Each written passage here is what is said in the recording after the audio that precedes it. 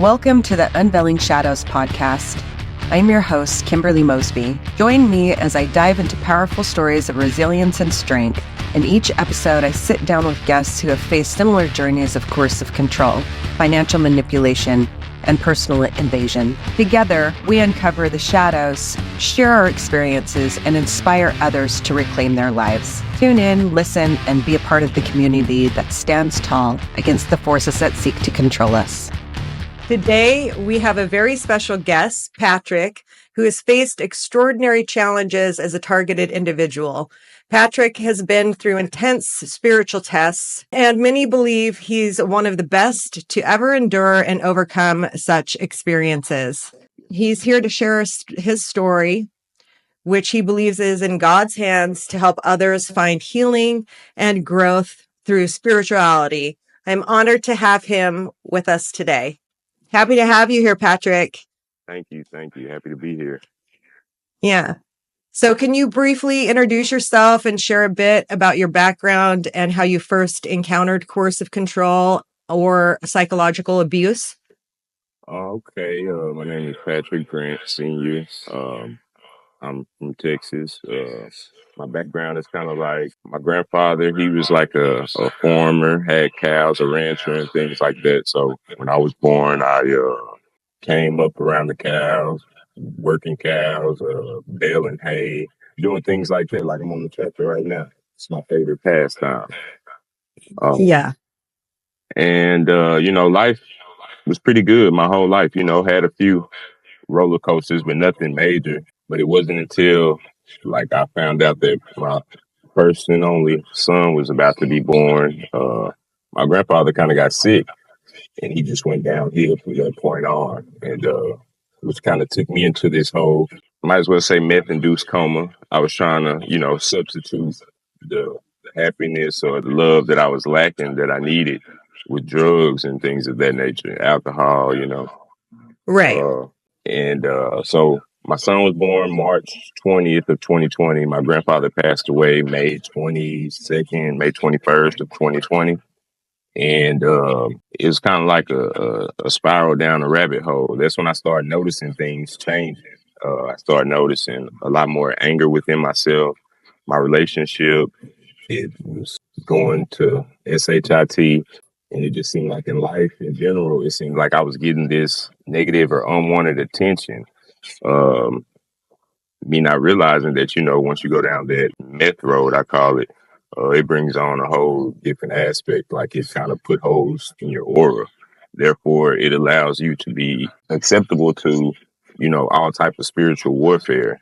And with me, I just started noticing certain things. I always talked about flashing of the lights and just different things of that nature, certain sounds. Like, why am I hearing this everywhere? I would be on phone calls and it would be the same thing. It was always a distraction. It was always seeming like people were waiting for a reaction from me. And it seems like certain individuals, once they got their reaction, they automatically, oh yeah, he's high. Oh yeah, whatever the case may be. Oh yeah, it's this, that. Instead of realizing, like I was saying the whole time, all I really needed was just like that unconditional love. Because as far as in the spiritual realm, yeah, I look at myself, self-proclaimed, like I know I went through it. I know, and a lot of people around me know it. But now when they see me, they're like, oh my God, like they're excited to see me. They're happy, at least everybody for the most part. But it's still certain tests goes on every day. I look at it like when I wake up, if I don't hear a plane fly over me, if I don't hear certain horns, car horns, certain things go on, then it's not going to be a normal day for me. Like it's not going to be regular. So I had to make myself get used to, I guess, like that psychological torment. You try to talk to people, and if they're not connected upon your level, then they're going to automatically assume that you're high or you're crazy, you're delusional. They're going to tell you a bunch of different things that's actually is not what it is. So, I was going through different things. I noticed, family treat me different. When I know I've always been kind-hearted, try to get the shirt off my back. Even when I don't have it, I'll still try to get Yep. it. I just started noticing, certain people's energy change. And I started realizing I could pick up on a lot different a lot of different things. And, you know, you start second guessing yourself, thinking it's something going on with your mental and your psyche because, you got people close to you assuming this and that. So you don't automatically, I was at the point to where I didn't really love myself, making a lot of bad choices, never fucked over no one, never stole, never did anything like that. But as far as sexually, I'm not gonna lie, I was downgrading myself. And it felt to me as like I had some type of legion or demonic force that was on me because it was like once I would do the meth, uh, I just had to have it. Like, and it was like if you was feminine or whatever the case may be, if you show me love, which I was yearning for, hey, you might, you know what I'm saying, and I can Yes. honestly say that, like, that's why I'm a big advocate for like, people not doing like meth and stuff like that, especially like because especially black people on top of that because it's like chemically it's gonna do something to you. And you may like it or you may not like it, but you have to be strong enough to realize, like, hey, man, this not me. I don't know, man. You know what I'm saying? And Yes. so Yes. what I did, I kind of got to my last final straw. I don't want to deal with this. Don't want to deal with that. I just randomly one day, like I said, I worked in the oil field as well. So like, I never was like considered like I guess broke or hard up. Like I would work, I would, get high, do my thing, take care, send money back home, do stuff like that. But I had this addiction that I had developed. And so now we're talking about like my grandfather died in 2020. I went to rehab in 2023 on Halloween of 2023. I went to rehab um, Okay. because I'm wanting to understand like, dang, am I really crazy? Like, I know I'm not like that mentally crazy, you know what I'm saying? But it's like, I feel like, okay, I excel. I'm really it's some type of psychological thing going on. I'll accept it and I'll give myself help, but I just want to know. I want to figure it out. And I stayed in there so from Halloween until like December 3rd or 4th. That's when I got out. And like I say, I mean, everybody that I dealt with, they'll tell you like, yeah, nah, Pat's not crazy. Nah, like when I talk to my like individual therapist and my psychologist and stuff, they tell me, man, you got to stop making people think you crazy. Well, that's my way of figuring stuff out, and that's what people don't understand. You'll be at that point to where you'll damn near do anything to try to get a little bit of information just to kind of understand things, I should say. And like, yeah, I went through rehab. It was the best thing I could have done at that point. Uh, I don't even think about like if I have a thought about meth, it's with something sexual, and I know I don't want to just be susceptible to any type of sexual pleasure. So I know I can't deal with that. You know what I'm saying? Uh, Right. and Have you heard of mind control? And have you watched this BTK, yeah, video from a congressional hearing where they state that mind control and sexual stimulation is one of the things that the government is doing to us as being targeted individuals? yes, ma'am, yes, ma'am. That's a perfect Yeah. point you brought up. It's a trip how, like I would say, like I felt like whoever's behind this is trying to make me a way that I don't want to be, if that Yep. makes sense. Like, from the algorithms to certain things that pop up on my phone, uh, it's just certain things I start to realize, damn, it seems like this attack come on whenever I'm doing this on my phone, whenever I'm looking, okay, I start waking up. When I'm talking about this stuff and I'm still on meth, people not going to pay me no attention. Oh, he's high. Oh, he's just like the rest of the tweakers. You know what I'm saying? Um, I do. So, um, with specific moments or patterns that you may have made, like realize or became aware that something was wrong, right? How did you figure out that you were a targeted individual? Other than the algorithms spinning you into a certain spiral that you didn't want to go in. Okay. I started noticing it started seeming like I was followed 24/7. I've always paid attention, even before I was diagnosed with ADHD. Like I take medicine Yep. for my ADHD, but I've I've always paid attention. So I'm like, damn, people constantly following me. I pull up somewhere and it's someone pulls up and they just sit there like they watching. I go into a store, person comes in and they don't buy a dang on thing. They might whisper something to the person at the counter and walk off. Flashing lights behind me. That was my biggest thing. Like, bro, why? Like, is something going on? Is something wrong? No, people tell me, no, it's just the new type of lights and this and that. And I'm like, yeah, I understand that. But there's a such thing as like you can surge your lights as well, but that's a whole nother rabbit hole. The following of Yep. me, people like I can go to a store and no one would be there, and when I go to that store, all of a sudden every pump is taken, people pulling up, going in, and it's like I was being paid specific attention to. Um, Another thing, with my phones and things of that nature. It's like I have a feeling, I guess it's spirit that kind of tells me things, but well, there's no guess to it. That's what it is. But I feel as though my microphone or my camera has access. There's been people that have told me specific things when I was only by myself. And it's like, wow, how could you You're know? like, how did you know that? Yeah. Yeah. Oh, it's my intuition. Yeah, I don't know about that. Like, but Uh, like from the stuff on the phone, talking on the phone to people, it was always something in my background. It was always something, or people always seemed like they knew something. Did they tell you stuff like, oh, you're deteriorating, you're being paranoid, anything like that?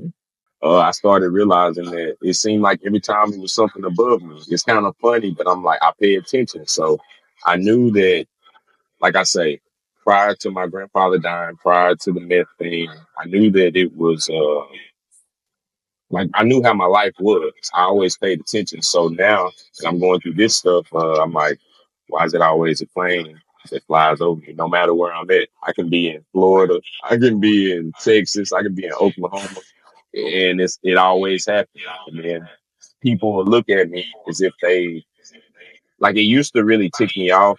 I guess it was sort of like an evil eye, but it was like people always seem to know something. Or like I don't know, it always seemed like real weird. But like now it seems like, maybe I'm towards the end of it, or maybe I proved something that, I didn't know that I proved. But it seems like people are a lot more excited when I come around now. I don't know. It just seems like very different to me. Have you ever experienced like really loud mufflers, I didn't really get to like that. leaf blowers, like really loud shit around you trying to intimidate you? Yes, ma'am. It's like the beep beep when the truck backs up. Oh man, it's like somebody will just put whatever in reverse, the forklift, and just let it beep beep beep. Yes, the loud Yeah. muffler. Anytime I'm outside and it seems like it's traffic around. Oh yeah, I'm gonna hear the. Oh yeah, oh yeah. That's a given. The horns used to be a thing. People randomly blowing horns. That was a thing, like beep beep, like, and once I started paying attention, I'm like, damn, they're waiting on my reaction. So it was just Yes. a bunch of things I just had to get used to, and come to terms with, and just kind of like equip myself with certain armor and shield or whatever, and just like let it be known, like I felt like a lot of my flack and stuff was coming from a past relationship. So it's like, okay, if I allow you to play with me, the universe feels like you can play with me. If I'm acceptable to how you treat me and how you make me feel, then the universe feels like they can treat me like that as well. So I just had to kind of, put a boundary up, build a real high fence, a high wall, I would say, and make it a little bit hard for people to cross into my yard. Right. So you basically let only a limited amount of people in your inner circle because of this experience. Yes, ma'am. Even still to this day, it's certain stuff I just have to keep to myself. Certain thoughts I keep to myself. Just with this whole psychological thing, you come out broken. Yeah, yeah, you're torn, you're ripped, because you don't really know how to. use your true discernment or your intuition about people, because so many people that you have came across has kind of stabbed you in the back or betrayed you in some form of fashion. And you start to feel played. You start to feel all these different things, and you just have to. I just look at it like it's a game. It's helping me. Uh, it's a game, really, in their minds, at least to the people that's in charge. That's the way I look at it. And we all got attributes. And, I feel like if I can get my attributes up to the level that I need them to be, then this stuff can't bother me. You know what I mean? If I can get 99 overall rating all across the board, and they're like, oh, well, he didn't kill himself, so I guess we got to leave him alone. Here, let us give you a little bit of money. You did good in the game. Correct. So you've experienced people closest to you where you faced betrayal, Yes, where they basically turn on you. I've had that experience. So I'm just curious, as you being a targeted individual, if those closest to you talked about you behind your back, yeah. instead of confronting the issues directly. Oh, yes. It was people close to me, I'll say. It was just things that you, for the most part, confirmed. But like I say, I have a pretty good source, so it's like, it'd be somebody that you just, you love dearly. You're gonna be with this person for the rest of your life, whatever the case may be. And you just wonder, like, damn, why can't you just show me love? Why can't you just do what I'm asking you to do? And they like look at you dead in your eyes, and tell you like I can't. Like the person don't know how that feels. It's like, damn, I thought you loved me. I thought I was your, lemon pie, honey, sugar, apple plum. Like, uh, and yeah, it really hurts, like you have certain kids, that you help raise, certain best friends that you grew up with, certain, just certain people all come up with this narrative, and it could be of stuff that you never even done. You know what I mean? It's just the most Correct. random things. Oh, he might have been in the vicinity. Let's throw him in it. He wasn't even in that town. Let's throw his name on it. And you're like, that never happened. That never happened. It's been so many people to like, girls that I try to talk to or this and that, and they like, so you're not married? And I'm like, nah. And they're like, you sure? And I'm like, well, where is this coming from? Is this someone coming behind me? Do I have my picture up saying, hey, he's married? You know what I mean? No, I've never been married. No, I've been in a long relationship, but I've never been married. Uh, I have one son. I raised another. He's stepson. Well, I still call him my stepson. I'll just say that. And I just, sometimes I'll like I pray for his mom and certain things. Like I pray for myself too. But it's like I keep on thinking that as long as I give a person nothing but kindness, maybe it'll change something in their heart, or maybe they'll stop acting the way they act. But it's like maybe sometimes they just have an agenda that they have to prove. But I don't know. I don't know what it is. It's a bunch of I don't know, but I do know I know something's going it's on. it's so confusing, but I feel like you know yourself at your inner core, and that you're self confident in who you are.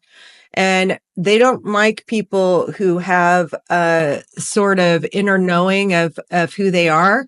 So I think that they target people that aren't easy to break down mentally.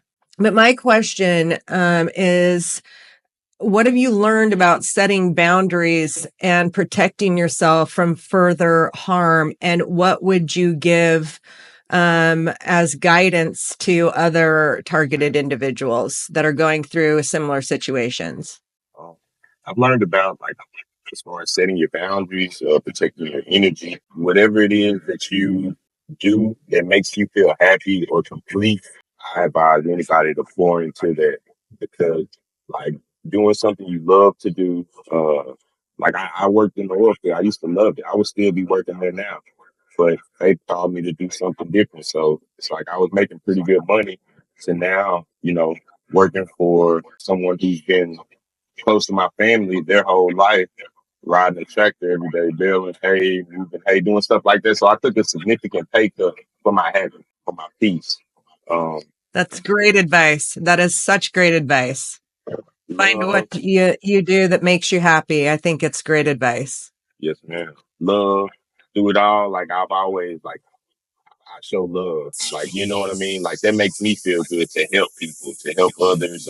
I know it gets hard for us, but we gotta put ourselves in other people's shoes too. I know it's been times where I've gave a person $2 and said, God bless you, and they probably was gonna kill themselves later that day. But just that probably saved them. So you gotta protect your peace, protect your energy, pour into something that you love, show love, be kind, and just stay prayed up. That's one of the main things. Stay prayed up. Pray. Once I start realizing that I could pray in certain things, like certain feelings and emotions, I wouldn't. I wouldn't go through it deep. Oh man, it's changed my world.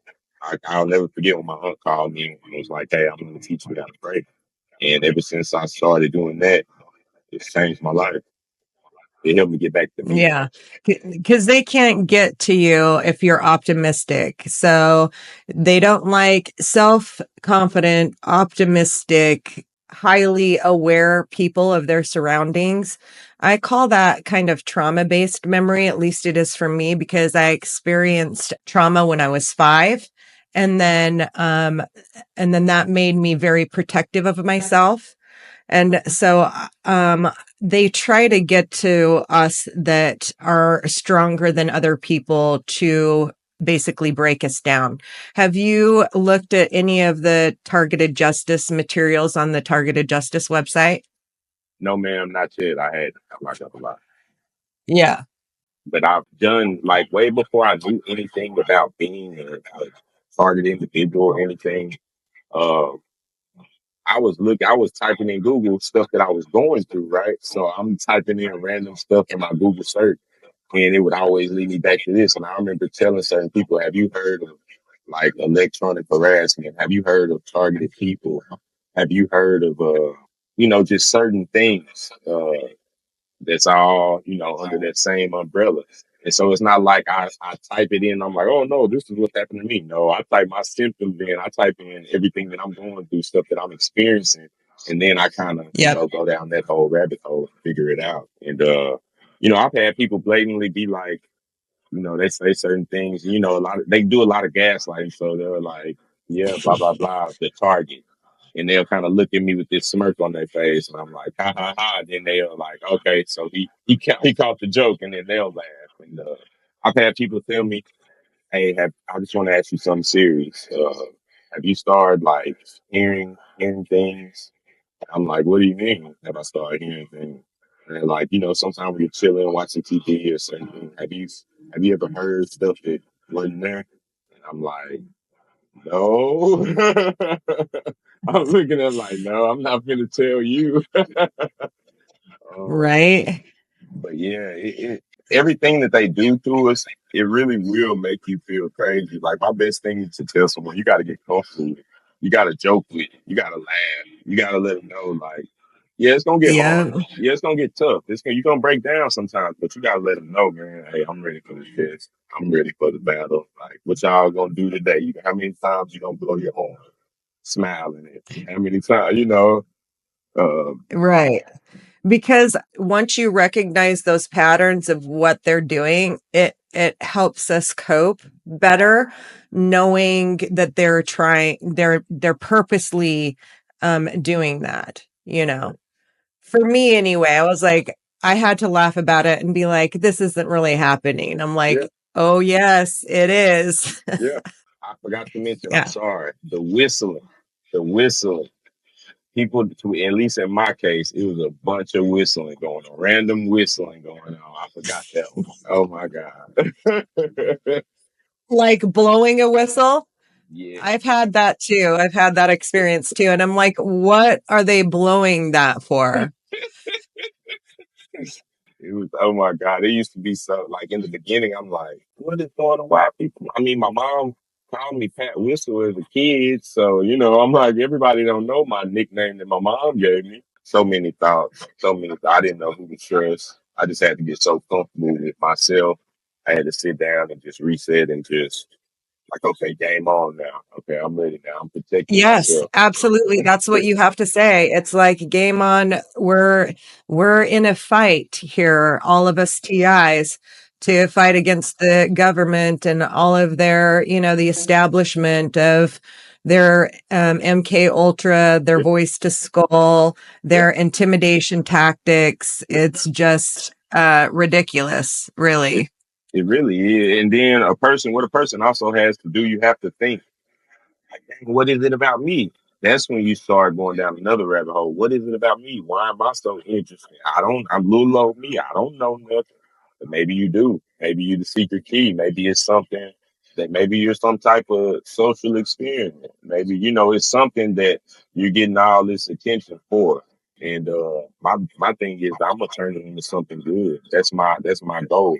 Whatever it is, okay, I'm gonna give you a show. Or whatever I'm doing, I'm gonna do my best at it. Whatever it is, I'm gonna do a good job. And that's I keep that in my head. My thoughts constantly turn 24/7. So, people gotta Yeah. realize you gotta do a lot of like I'll talk to myself. I'll talk myself out of situations.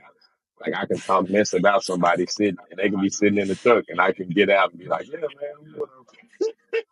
But it's just my way of I do the same figuring it thing. Yeah, I do the same thing. But talking to myself because I am, I don't have a partner and I live by myself.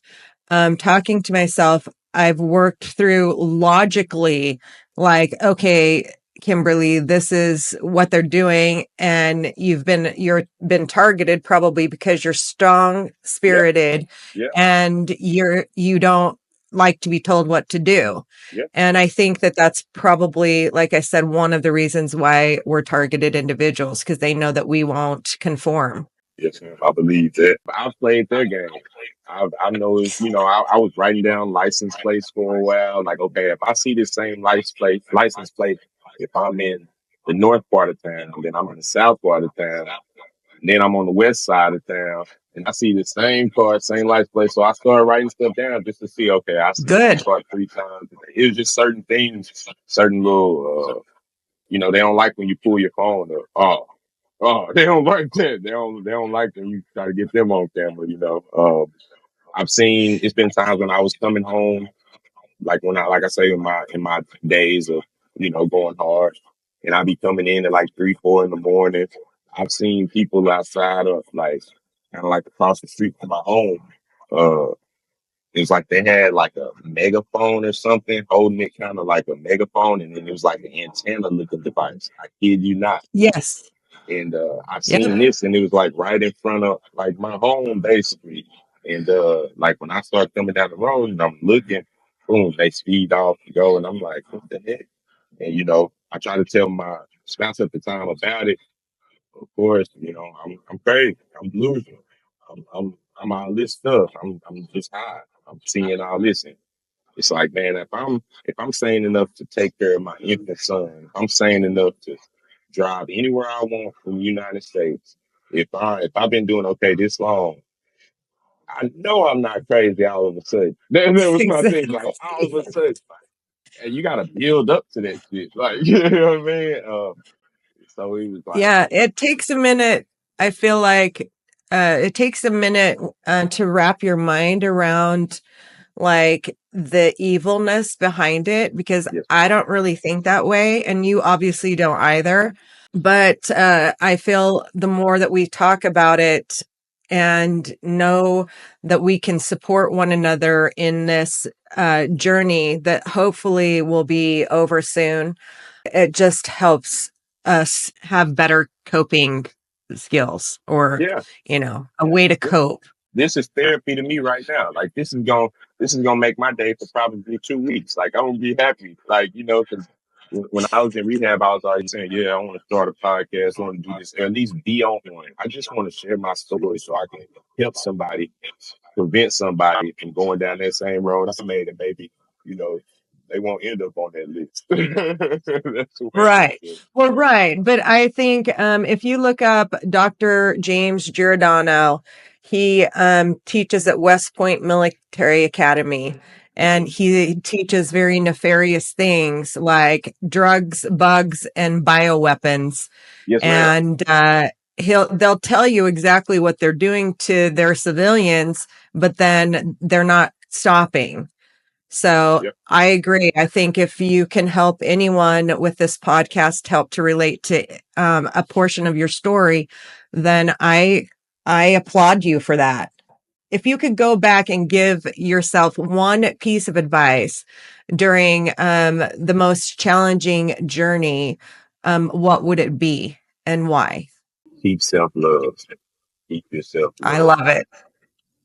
Keep yourself love, because when you don't have that self-love, like I say, you're acceptable to a lot of things that you wouldn't actually be acceptable of. Put yourself in certain situations that you shouldn't be in. Yep. You dumb yourself down and cloud your judgment. You make a lot And of know money. your value. I think Yeah, I yeah. think that is a great piece of advice. Yes. Just stay around people that love you. Because the people Yeah. that love you, they'll help you. They may be like, yeah, he's going through something. Yeah, all right. Yeah, he's going through something. He okay. That's what you need to stay around. You know what I mean? Stay around people that support you, that'll listen to you, regardless of how crazy your story may sound. Stay away from that negativity.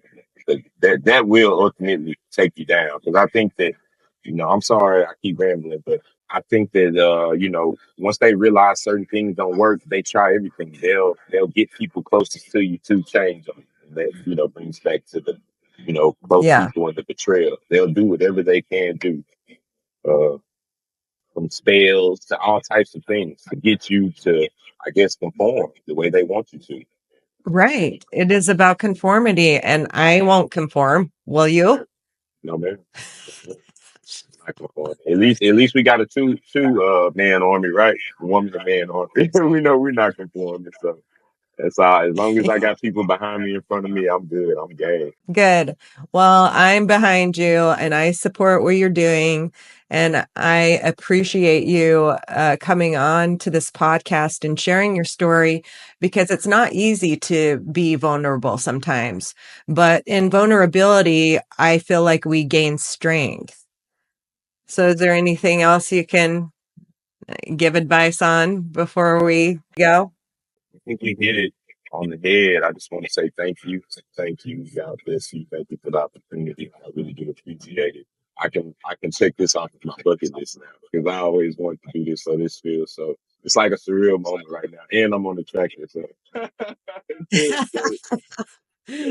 Yeah. thank Truck, well, they look fun. I haven't driven one, but it would be fun too. Come on down to Texas. I got you. Come on. I got I will. you. It'll be fun. Yes, ma'am. Well, Patrick, it has been such a pleasure. I want to tell you to stay strong. You got this. And here's a little love for you. Thank Okay. you. Thank you, Miss Stanley. Thank you. Take care. And thanks again. Thank you for listening to the Unveiling Shadows podcast. I hope today's episode has shed light on the experiences that too often remain hidden. If you or someone you know has a story to share, please reach out to me. Remember, you're not alone and your voice matters. Follow me on social media and subscribe to the podcast for more inspiring stories. Until next time, stay strong and keep unveiling the shadows.